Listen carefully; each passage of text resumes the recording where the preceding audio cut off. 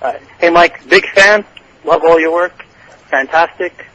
I've been recently reading Wilhelm Reich, character analysis, sexuality and anxiety. In regards to sexual gratification, from the Wilhelm Reich perspective, he says that it is pretty much the final key issue to curing neurosis, but it is very difficult to gratify oneself. And he believes in pornography and all that being open, and I concur with that, but what would you recommend in the case of, since I was so prolific with so many neurotics, excluding the organ therapy, to curing neurosis without having relations with other neurotics? Interesting question. Thank you for the call. Well, I hope I got the question right. He's asking me what do I recommend other than orgone teachings within a sort of a Reichian context that might help with neurosis and things like that? Yes. Mm-hmm. Well, you see, here we're into an area that is really a very, very important topic for me. And I think there also has to be great caution with any kind of roadmap.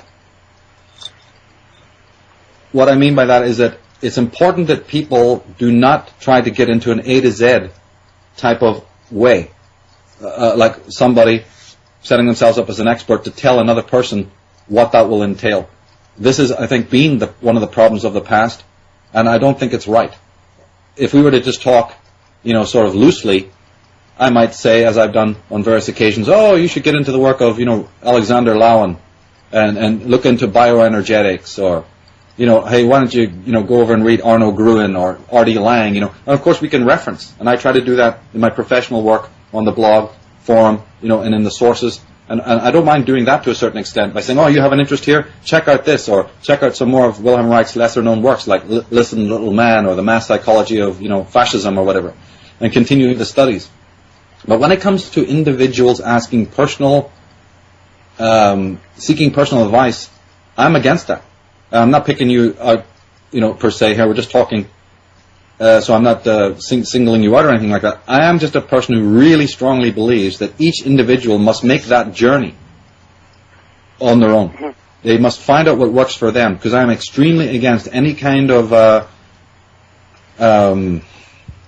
sort of A to Z kind of mapping, so in other words, you might take a piece from somebody else that you say, hey, that worked for them, or they recommend it, but I'm very much against that in a way, because it's very, very collectivist, and therefore I'm not a collectivist, so therefore it must be that you must find your own unique way, because remember, the way out of neurosis, first of all, is to see it as neurosis. I've always spoken about deconstruction. In order to solve the problem, you must get all the false things out of the way. In order to see the self, which is in fact you can't see it until you're first familiar with all the things that are not the self. You've got to study the mind in totality, and that might lead you then into Jungianism, or into Freudianism, or even into Blavatsky, or into occultism, or into Wilhelm Reich, or goodness knows where it will lead. You see, and that person then, it's the road that they're traveling is absolutely unique and independent. I can't insist upon this more, because it actually has a very strong metaphysical basis, because as a matter of fact, when you finally arrive at your so-called solution or revelation, it is not so much the ending and the gaining of the insight at the end that is important. In fact, you might even go so far as to say that the ending that you arrive at is entirely based on the steps that you've taken to get to that road. And this is what I always try to make clear, because we are so goal-oriented. We drag all our bad behavior and all our bad lessons into this world of psychological development, and also into the world of the occult. I like what Erich Fromm said. Erich Fromm talked about mutability and doing basically what I'm saying, which is carve your own road out, because in fact the goal at which you arrive will be based on those 360 steps you took as you travel through the cycle. You see, so the ending is in the journey. And therefore, if the journey is in some way illegitimate or inauthentic or collectivist or whatever language you want to use, you see that in the end will create another form of neurosis. Because the way things are in the world and the way the mind works is the mind is a very bizarre thing. It's like you try to throw a net, to use a metaphor, you try to throw a net over the mind to try and solve one of its problems or rope it in or say, I've got a piece of it now. And you know what happens? Like some weird, chameleon circuit. The mind becomes the net you've thrown on it. This thing is really the trickster. You see, so in a way we've got to be very careful. And therefore, this serpentine mind that we have is pretty ambivalent. It's a very amazing adversary in one way. And therefore, one of the things that I've isolated that causes a lot of problems is this collectivism. And when you go to a teacher who's written a book or has a particular ideology or philosophy, there's a tendency to not realize that teacher, and remember, a lot of these teachers may not even say what I'm saying, and therefore you adopt their theories or you adopt their philosophies because it's, again, a part of the mind that needs handrails. Your interest in that subject might be, and again, I'm not singling you out or anything like that, I'm just saying that a person's interest in a particular study might be based on the fact that they're inwardly weak, that they're inwardly scared of taking the journey themselves. And therefore, I'm worried then that the step that a person takes, you see, will lead them to another form of neurosis. Because it's like Chinese dolls. You may escape from one level of neurosis only to inherit another, even more pernicious form. You see, in other words, another metaphor is that we might strangle ourselves in the very web we're trying to release ourselves from. By every motion that you make, you can further entrap yourself. So the way to get out of it is actually quite difficult. And ultimately, in the movie Dune, for instance, at the end, when they're really trying to negotiate the desert at the end, and they're in deadly peril, Frank Herbert gives you a piece of monumentally important information. And the character says to his mother, walk without rhythm, so you won't alert the worm. Now this contains, like many of these movies do, and people don't even notice it, an incredibly important piece of information. Walking without rhythm means walk with no pattern, walk with no accepted school. And of course, as I said before, I come from the Krishnamurti teachings, and they say, carve your own path out. Now, if on that road of discovery, you need to end up reading, I don't care what it is, Anton Blinken LaVey, if it comes to that. I don't know where that journey's going to take you. Neither do you. That's the beauty. You put your faith in your higher self, and you go along the journey wherever it's going to take you. And that will make of you what you are. The sword has to go through the fire. There are no shortcuts. And there will be many guides, and there will be many deceivers. And there's no way, really, to stop that from happening, because we're dealing here, ultimately, with our own minds. And therefore, everything we learn from everybody else, every other teacher we may admire, is ultimately a reflection of something about ourselves. We wouldn't even be coming to that person. We wouldn't even be interested in that doctrine, unless something within ourselves was leading us there. It's almost like, are you playing the guitar, or is the guitar playing you? Is the music playing you, or are you playing it? And as you go very deeply into this journey, sometimes those lines become very ambivalent, because there is a higher self. I do believe there is a higher self, and that higher self guides us. And therefore, in our world today, there's been so much institutionalization and territorialization of knowledge. And I think this is the problem. So, indirectly, it answers your question, because the first thing to do is see that there is a neurosis. And the way out of it is to study that neurosis. Study all those forms of anti-truth. Study all those forms of pseudo-love.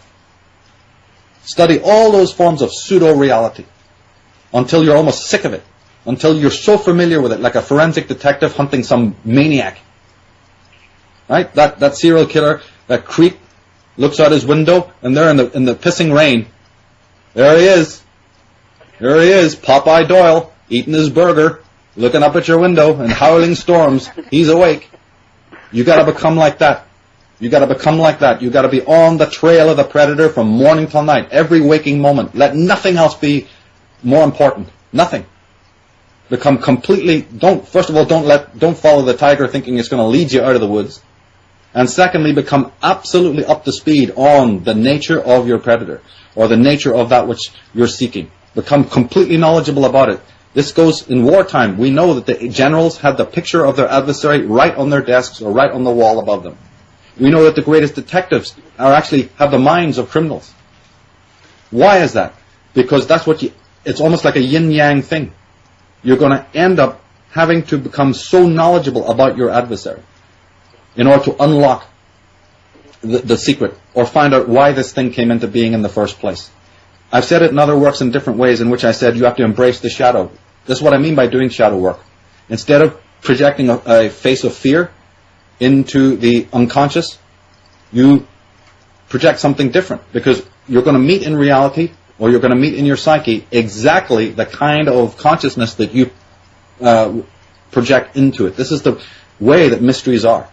And therefore the person who enters into any kind of mystery, be it inward mystery or not external mystery, everything they do on that journey is going to be predicated upon the kind of intent that they have. Intention is absolutely everything. And that is what it's all about. So if you then have a complete sense of determination and also optimism and the right kind of attitude, then amazing things will come to you. But the mind tricks us into wanting those revelations to be collective in some way. Oh, I've had this wonderful experience, now I'm going to write about it and share it with the world. Or, is this experience I'm having, can my girlfriend get it too? You know, we're already packaging it. Do you know how rare it is in this world to have a personal experience or relationship with something? One-to-one, just yourself alone, without being contaminated by what mommy and daddy and everybody else, you know. So everybody is everyone. We even have billboards now talking about this collective claptrap. The social hive is becoming almost ubiquitous. It's almost like there's nothing personal anymore. But you see, the thing that we love about the beautiful creations of the Wilhelm Reichs and the Ezra Pounds and the Rilkes and the musicians is that it's completely unique. You wouldn't have had that thing without them doing it. That's what makes a Segovia attractive, or a particular artist, you see, that we like their work or whatever. And we even talk about filmmakers having a certain style. So that's what I'm talking about. It's really not that esoteric. It's like, what is your own style? What is your own flavor? What is your own understanding? Every institution in the world is working on the mind of the child to condition it to think like other people and to have everything secondhand and everything borrowed. So on your journey, you might find that it's Wilhelm Reich is your guide, you know, or Ayn Rand or whoever.